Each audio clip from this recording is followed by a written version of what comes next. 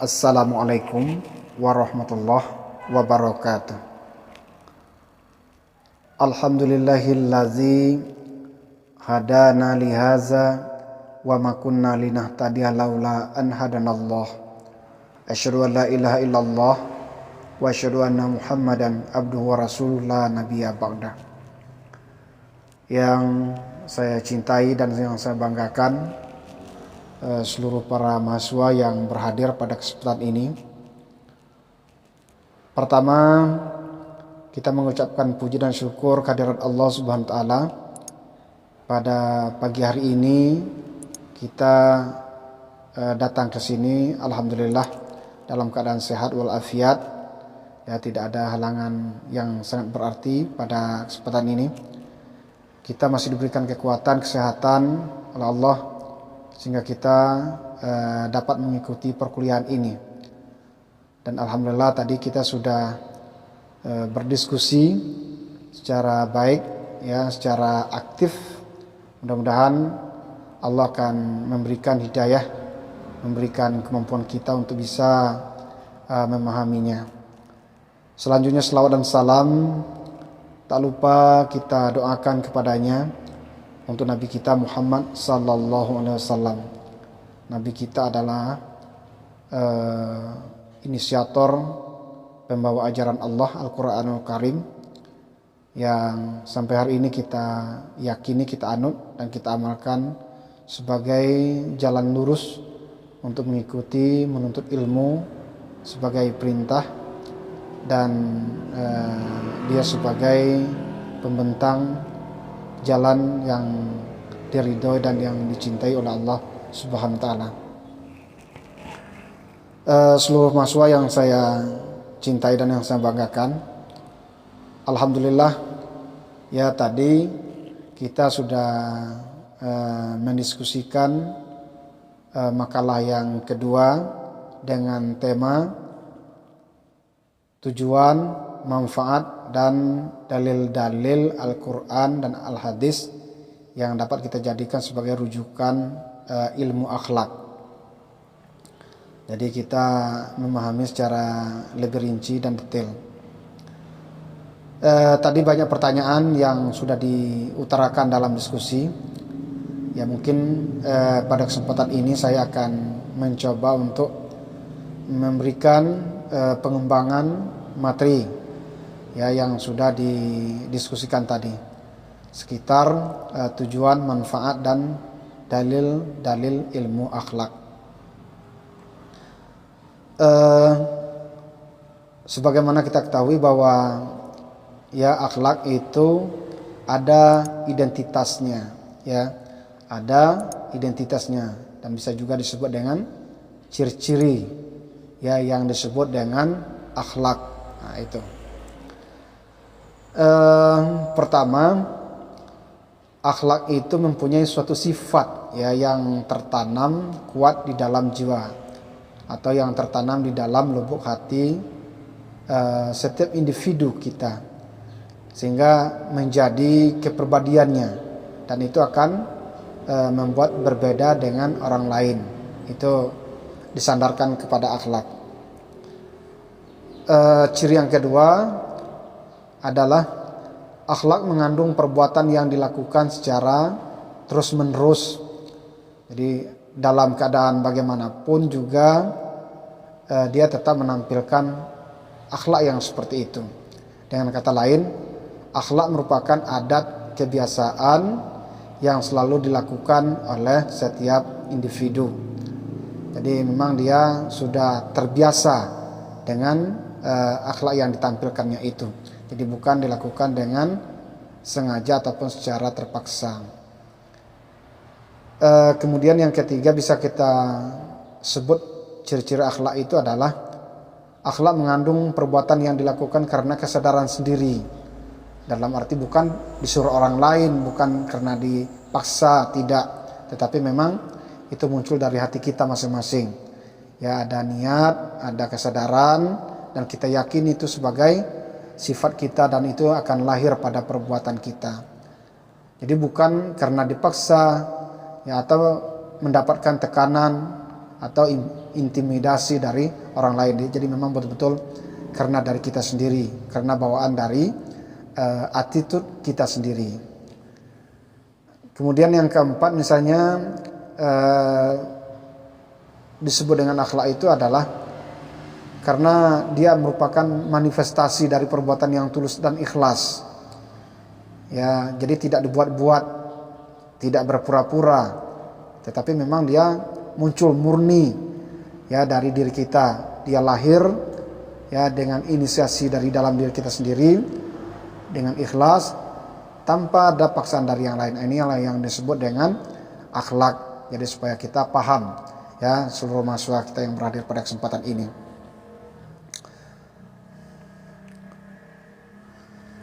Dengan ungkapan lain misalnya kita bisa mengatakan misalnya apabila suatu umat atau masyarakat ya atau bangsa telah tinggi ilmunya namun akhlaknya lenyap dari masing-masing pribadinya, maka kehidupannya akan kacau balau ya, masyarakat akan jadi berantakan ya, sebab kekacauan dan kejahatan tidak dapat diobati dengan ilmu saja. Perhatikan misalnya syair seorang ahlinya yang bernama Shauki Beg ya, yang ditulis dalam sebuah literatur. Ia mengatakan sesungguhnya bangsa itu jaya selama mereka masih mempunyai akhlak yang mulia. Apabila akhlak yang baik telah hilang, maka hancurlah bangsa itu.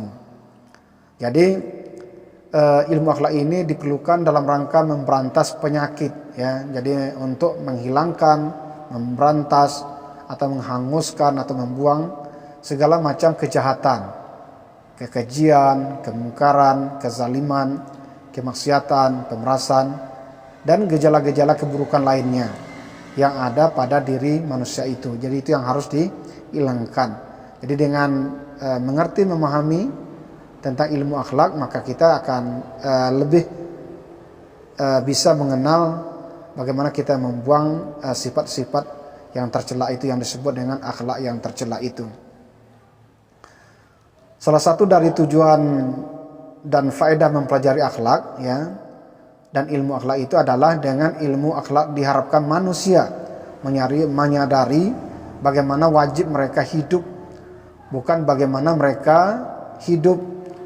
Manusia mampu menyelidiki gerak jiwanya, perkataan dan perbuatan apa yang dibiasakannya, sampai mampu mereka menemukan mana yang benar dan mana yang salah, mana yang baik dan mana yang buruk. Nah, demikian pula dengan ilmu akhlak ya yang kita harapkan ini. Diharapkan manusia mampu menyelidiki aturan-aturan yang menguasai perbuatannya dan menyelidiki tujuan akhir bagi dirinya. Akhlak bisa dikatakan dia adalah seperti cerminan ya, ekspresi dan tampilan keimanan dan ketakwaan. Ia adalah keindahan dalam bersikap dan berperilaku. Akhlak terpuji merupakan pantulan kebersihan dan kesucian batin sehingga terpantul pada aspek lahir kita ini.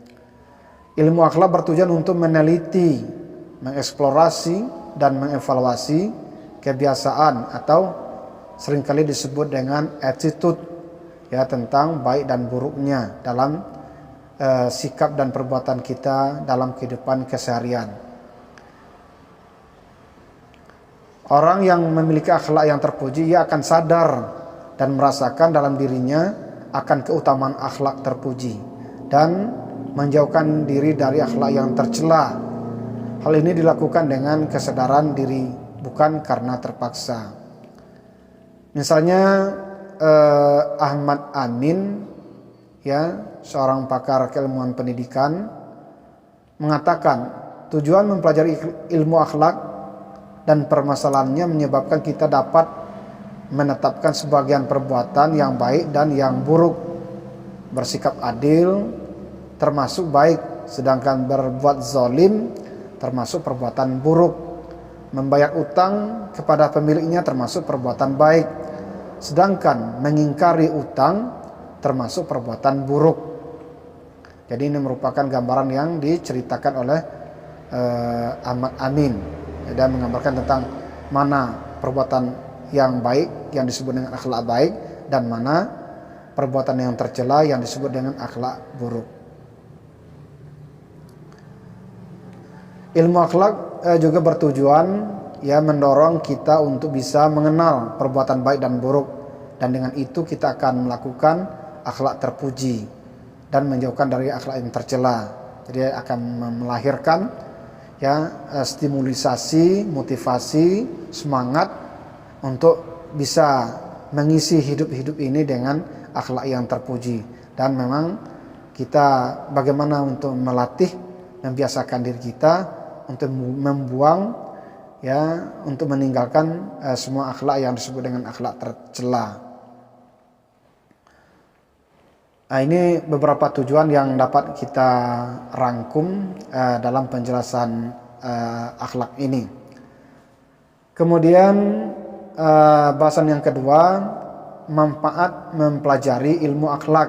Ini juga kita merasakan penting supaya kita paham apa manfaat kita mempelajari ilmu akhlak ini. Sebenarnya manusia itu mampu untuk menyelidiki gerakan jiwanya, perkataan dan perbuatannya, lalu memilah dan memilih mana yang benar dan mana yang salah, mana yang baik dan mana yang buruk.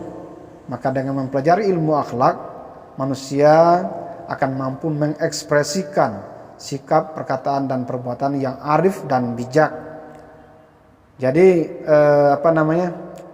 pengetahuan terhadap akhlak dengan segala derivasinya yang baik dan yang buruk serta bahaya-bahaya yang akan timbul terhadap dirinya, maka tentu memberikan petunjuk untuk tidak melakukannya dan berusaha menjauhi, dan akhirnya kita dapat terhindar dari berbagai sikap dan perilaku tercela yang menyebabkan kita hancur dan berdosa.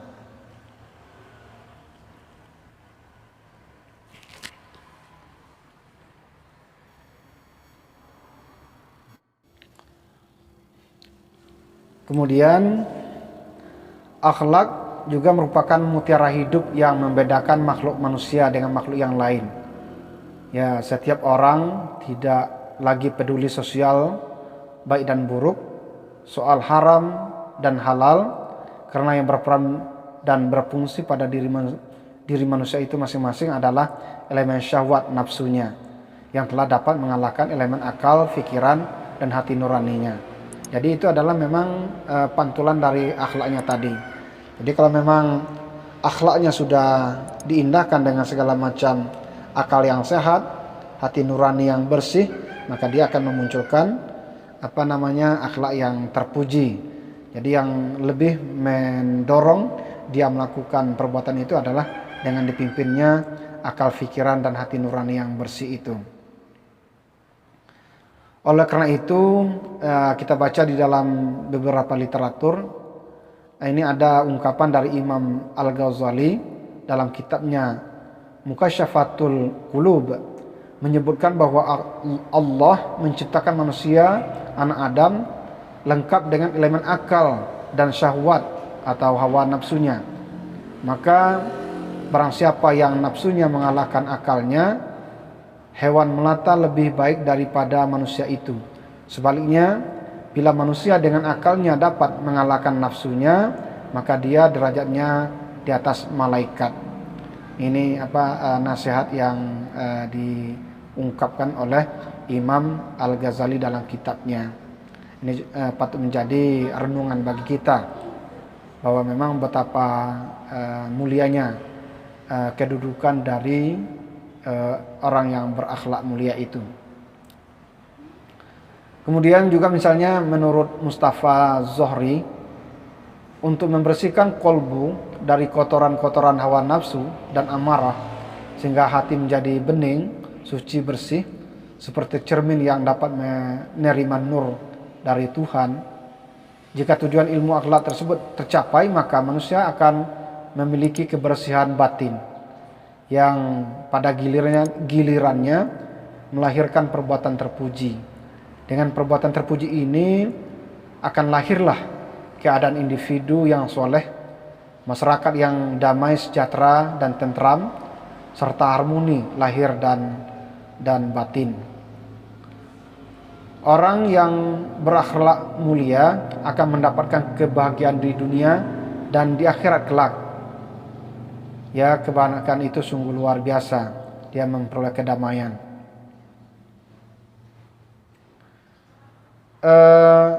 Ada kategorisasi ya orang-orang yang memiliki akhlak yang mulia. Pertama, orang yang berakhlak mulia ini adalah dirindukan oleh Allah Subhanahu wa taala. Allah sangat mencintai, Allah sangat rindu kepada orang-orang yang memiliki akhlak. Kemudian disenangi oleh manusia lain, ya siapa saja yang berada bersamanya di dekatnya, dia akan merasakan kedamaian orang yang memiliki akhlak yang mulia itu. Dan tidak hanya juga dirasakan oleh manusia, bahkan dapat juga dirasakan oleh makhluk-makhluk yang lain. Ya, dia disenangi oleh makhluk-makhluk yang gaib yang lain. Misalnya apakah makhluk gaib, apakah tumbuh-tumbuhan maupun hewan. Ya, dia merasa tenang, senang dengan keberadaan orang yang memiliki akhlak yang mulia itu. Kemudian orang yang memiliki akhlak yang mulia itu, ia mendapatkan ketenangan. Ya, jadi dia memiliki keuntungan. Ya, dia menjadi orang yang tenang, menjadi orang yang damai batinnya. Jadi dia akan dilebihkan oleh Allah adalah ketenangannya. Ia mendapatkan rahmat Allah. Jadi berbagai model rahmat Allah dia akan mudah hampir kepadanya. Jadi begitu juga dengan rezekinya akan dimudahkan oleh Allah, kemudian akan dimudahkan pertolongan datang kepadanya. Nah, di samping itu juga masyarakat yang berada di sekitar kita juga akan akan memberikan petunjuk dengan mudah, dan juga orang itu bisa menjauhkan dari sikap dan perilaku yang maksiat. Jadi ternyata memang sangat bagus sekali misalnya orang yang memiliki akhlak yang mulia itu. Di samping itu juga misalnya orang-orang yang memiliki akhlak yang mulia, dia akan diangkat derajat kemuliaannya. Ya, dia akan lebih mudah membuka tabir irsyad, ya tabir taufik dan tabir hidayah dengan akhlak yang ditampilkan, yang dimilikinya itu adalah akhlak yang terpuji. Kemudian akhlak yang mulia itu adalah merupakan wujud nyata kesempurnaan tauhid atau keimanan. Tauhid yang kuat akan terlihat pada keindahan dan kesempurnaan akhlaknya. Karena akhlak itu adalah ekspresinya tauhid dalam sikap dan perilaku lahirnya. Akhlak itu dia bersifat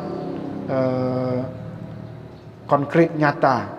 Ya, jadi dapat ditelaah oleh indera kita, dapat dipandang, dapat didengar, dan dapat dirasakan di dalam sikap dan perbuatannya.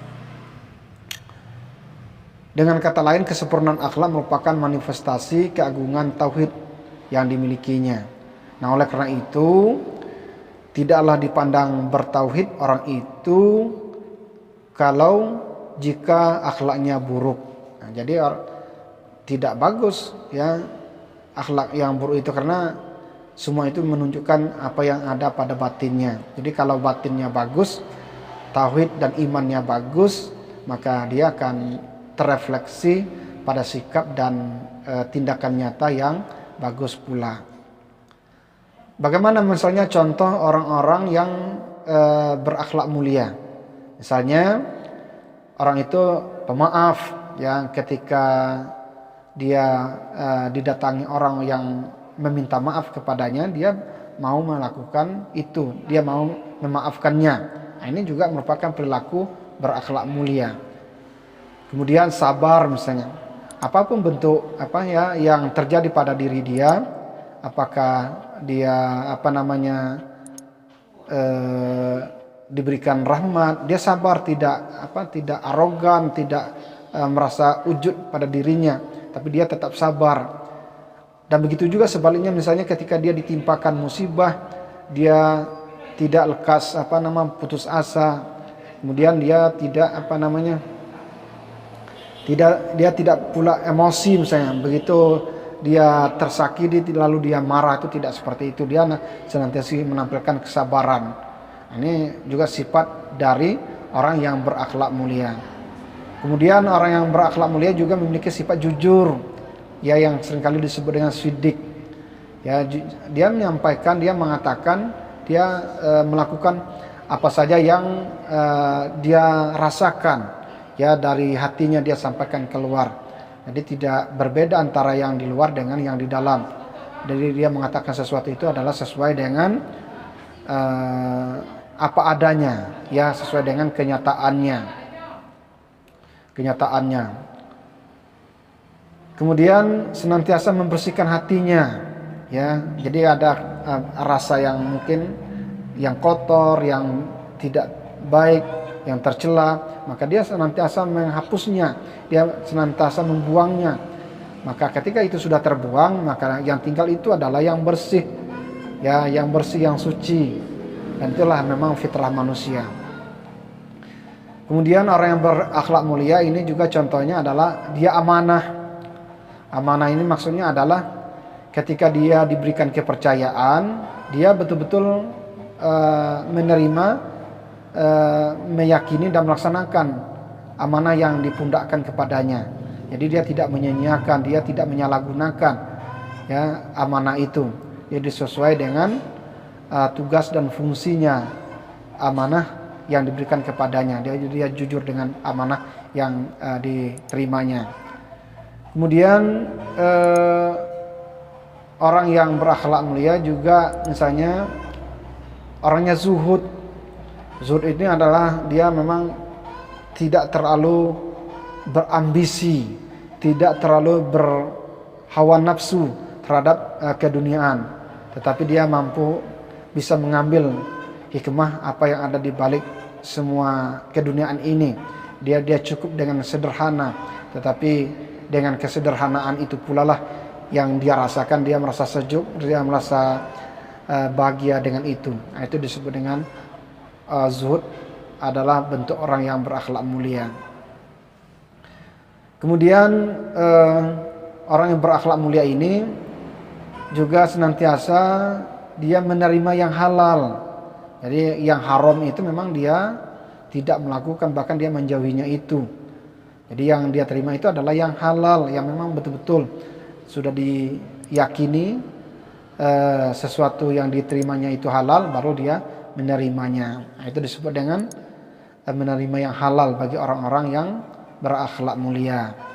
Kemudian dia juga melakukan ikhlas, tawakal, yang senantiasa mensucikan dirinya dan senantiasa bersyukur kepada Allah Subhanahu wa taala. Jadi apapun yang dia terima, dia mensyukurinya, karena syukur itu adalah wujud sebagai terima kasih kita kepada Allah. Nah, salah satu caranya adalah dengan bersyukur kepadanya. Kemudian yang ketiga dalil, ya, dalil untuk menjadi sumber ilmu akhlak ini. Di sini ada saya mengutip sedikit ayat-ayat Al-Quran. Misalnya dapat kita renungkan di dalam ayat ini. Misalnya yang berbunyi, allazina yajtanibu kabairil ismi wal fawahish wa iza ma gadibu hum yaghfirun. Ya, ini artinya, dan bagi orang-orang yang menjauhi dosa-dosa besar dan perbuatan-perbuatan keji, dan apabila mereka marah, mereka memaafkan. Nah, jadi ada sifat maaf, ya, bagaimanapun orang marah, tetapi ketika dia pada waktunya harus memaafkan, maka dia memberikan maaf, karena memberikan maaf itu lebih baik daripada meminta maaf. Jadi membuka wawasan kolbu kita untuk memberikan maaf. Kemudian bisa juga dipahami di dalam surah misalnya Al-Isra ayat 36, itu juga disebutkan. Misalnya wala tamshi fil ardi marahan innaka lan takhriqal arda walan tabalughal jibala tulan. Artinya misalnya Dan janganlah kamu berjalan di muka bumi ini dengan sombong, karena sesungguhnya kamu sekali-kali tidak dapat menembus bumi, dan sekali-kali kamu tidak akan sampai setinggi gunung. Nah, ini juga merupakan nasihat bagi kita, ya. Kita bagaimanapun kita, apapun kedudukan kita, apapun jabatan kita, ya, betapapun hebatnya kita tidak boleh menyombongkan diri, karena sifat sombong itu adalah sifat syaitan.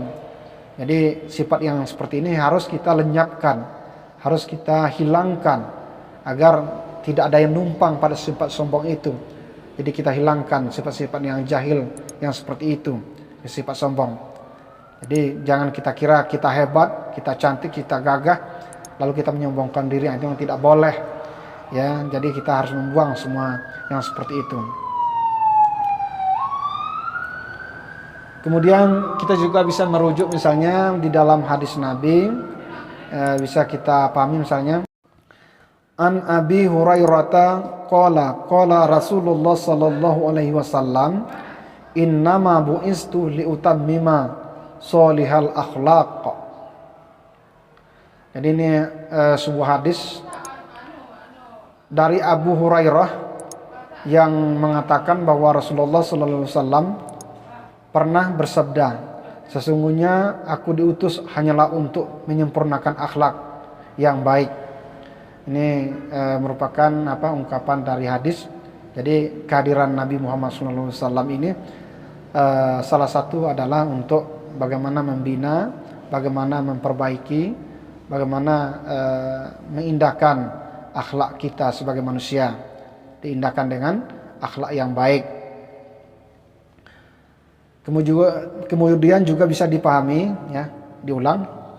Kemudian bisa juga dipahami di dalam hadis yang lain, misalnya qala Abu Tiyah an Anas radhiyallahu anhu, kana Rasulullah sallallahu alaihi wasallam min ahsanin nasil khuluqan. Ini hadis dari Abu Tayyah, ya, yang telah meriwayatkan dari Anas radhiyallahu anhu, ya, bahwa Rasulullah SAW adalah orang yang paling baik akhlaknya. Dan mungkin adik-adik mahasiswa seluruhnya kiranya bisa mengembangkan, ya, masih banyak lagi hadis, ayat-ayat yang lain yang menjadi sumber untuk mempelajari ilmu akhlak ini. Ternyata memang ilmu akhlak ini sangat penting. Jadi dengan akhlaklah kita akan bisa melihat orang ini baik apa tidak baik, itu adalah karena tampilan akhlaknya. Mudah-mudahan, ya, akhlak itu adalah salah satu, bukan semuanya, ya, salah satu indikator yang mencerminkan isi kebatinannya atau kesucian kebatinannya atau keimanannya. Kalau keimanannya kuat, maka dia akan muncul pada perbuatan akhlaknya. Tetapi ketika imannya lemah, rapuh, maka dia akan muncul juga pada akhlaknya. Maka muncul adalah akhlak yang tercela. Nah, inilah mungkin beberapa pengembangan dari materi kuliah kita pada tema yang kedua ini. Mudah-mudahan seluruh adik-adik para mahasiswa ini bisa mengerti, bisa paham, dan bisa mengamalkannya. Demikian kita tutup dengan membaca hamdalah. Wabillahi taufiq wal hidayah. Wassalamualaikum warahmatullahi wabarakatuh.